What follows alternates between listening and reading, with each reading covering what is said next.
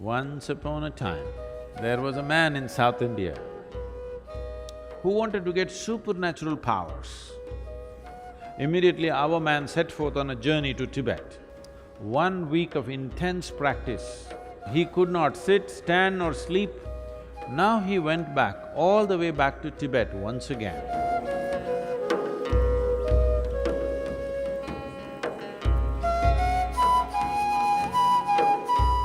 Many things in life seem to be romantic and magical. Right now, the flowers are blossoming in the jasmine plant out there. Such nice fragrance, looks magical, romantic. But there is a science and technology as to how to make it happen. Yes or no? One who knows what the plant needs and does the right thing, only he will have maximum flower and maximum fragrance, isn't it? Yes? So if you want flowers in your garden, what do? Flower, flower, flower, flower meditation. No, no flower meditation needed. You don't even have to think of a flower. You have to think of soil, you have to think of manure, you have to think of water, you have to think of sunlight, no flowers. If you handle these things right, flowers will happen. Flower is a consequence, fragrance is a consequence, it is not something that you do. Similarly, meditation is not something that you do. If you handle the body, the mind, the emotion and the energy properly, you become meditative. If you try to meditate, you will go crazy. I must tell you one story. Once upon a time,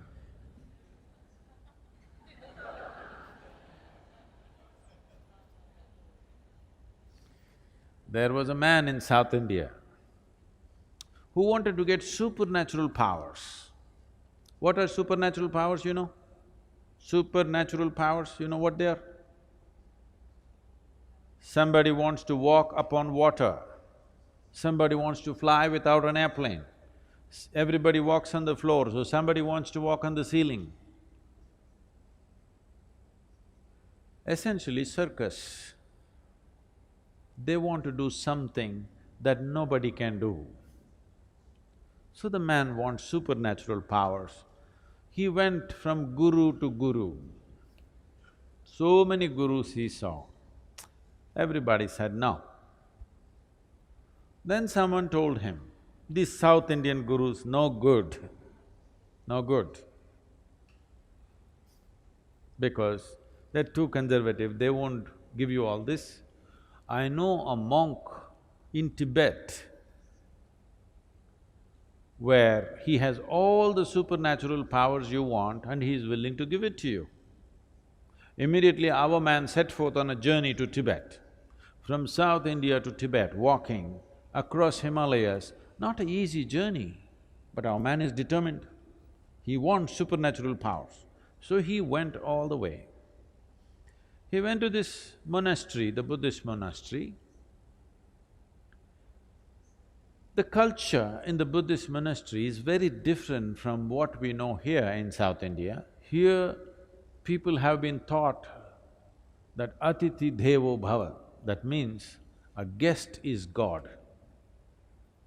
If somebody comes to your home as a guest, you must treat that person like a god.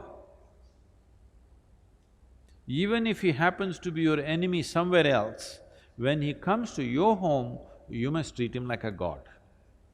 You must be saying in India, people see you and they're doing this because they want to treat you like a god. Because you come here, when they come to your place, they'll be different. But now that you're here, they want to treat you like a god. But in the Buddhist monastery, there is no such culture. If you go there, nobody will ask you who you are.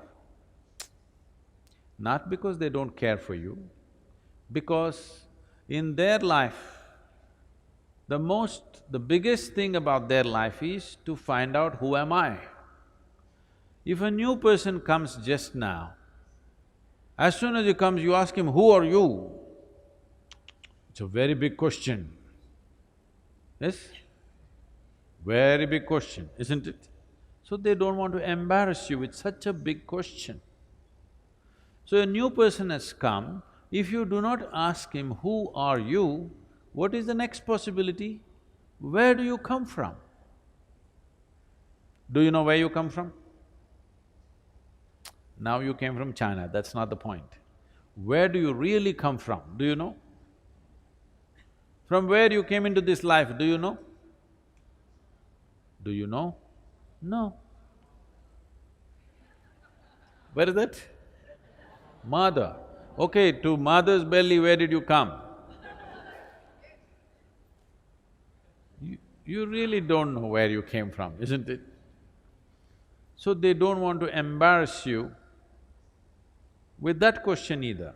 A new person has arrived, you don't ask him who you are or where you come from, not much room for conversation, so they don't talk to you. Lunch means there is a bell. If you want, you can go and eat. If you don't eat, nobody will force you because fasting is an important part of Buddhist life. If you are not eating, it is greatly respected, nobody will come and say, come and eat, because they think you're fasting. This is a strange situation for this man from South India. Because in South India, you must know this, if you go to somebody's home, it doesn't matter at which time of the day you go, you must eat. You tell them, no, no, no, I just had my dinner and came. It doesn't matter, you come to my home, you must eat. Because this is hospitality. This is a sure way to the hospital. Nobody asked him who you are, where you come and eat, nothing. He just hung around.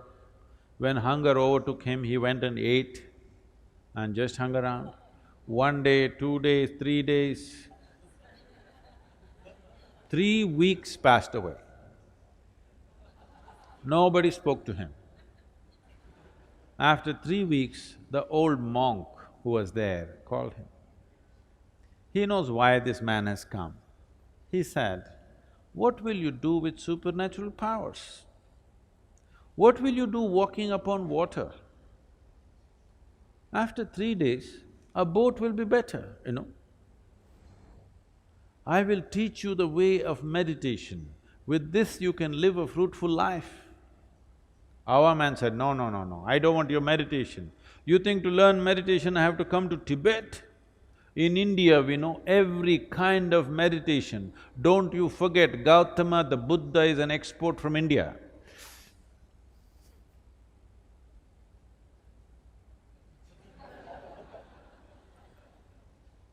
In many ways, the monk tried to dissuade him, but our man was determined, I want supernatural powers. Then the monk said, okay, if you must have it, tomorrow morning, 4 o'clock, take a dip in the river and come here. Let's see what we can do. The secrets of supernatural, I will give it to you. Our man went 4 o'clock in the morning, had a dip in the river. This is not South India, this is Tibet. Temperatures are all minus. He took a dip, turned half blue. He went and sat in front of the monk. The monk looked at his condition and his determination. He said, see, this is very simple. There are 3 mantras. You utter these 3 mantras 3 times over, all the supernatural will be yours.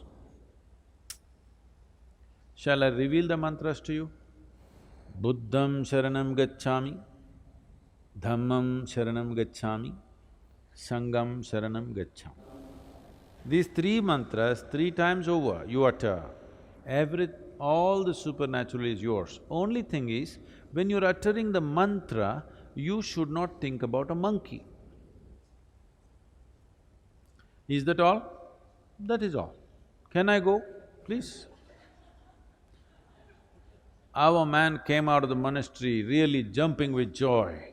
The fool of a monk revealed all the secrets of supernatural, and he tells me, don't think about a monkey. What does he know about my culture? Here we think of Vedas, Upanishads, Brahma Sutras, these are all the great scriptures.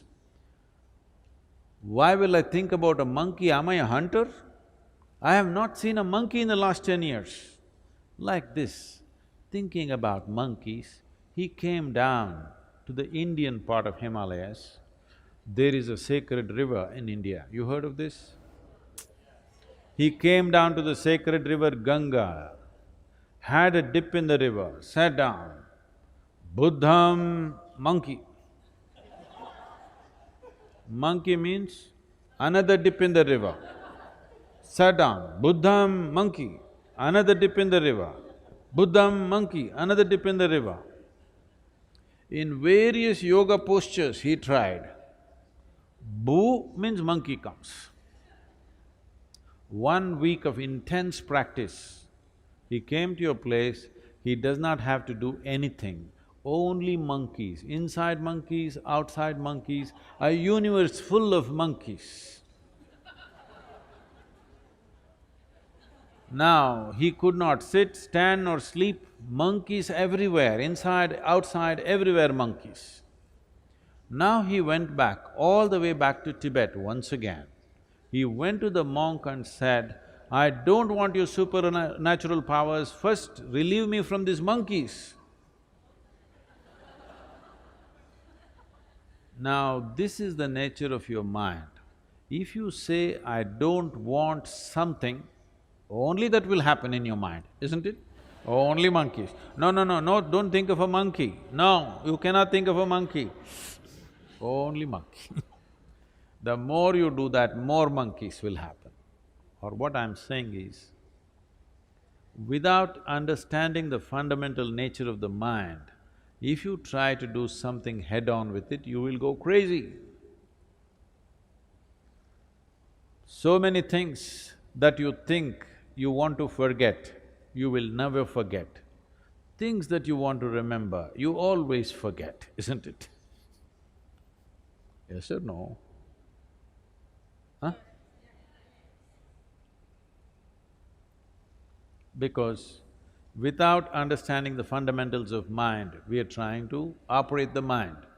This is the most sophisticated machine on the planet, but you're going at it somehow. If you go at it somehow, sometimes it works. Most of the time, unfortunately, most people's minds are working against those people. When you were 5 years of age, when you were only that much, how joyful you were, and today, how joyful you are. Has it gone up or gone down? That means your mind is working against you. It is working against you simply because without understanding the fundamentals of what it is, you're trying to operate it. If you have a sharp knife, you must have a steady hand, yes? Yes or no? If you have a very sharp knife, you must have a very steady hand. Unsteady hand, you will either cut yourself or cut somebody. Yes or no? That's all that's happening right now. Once you became a human being, you have a sharp knife, no steady hand.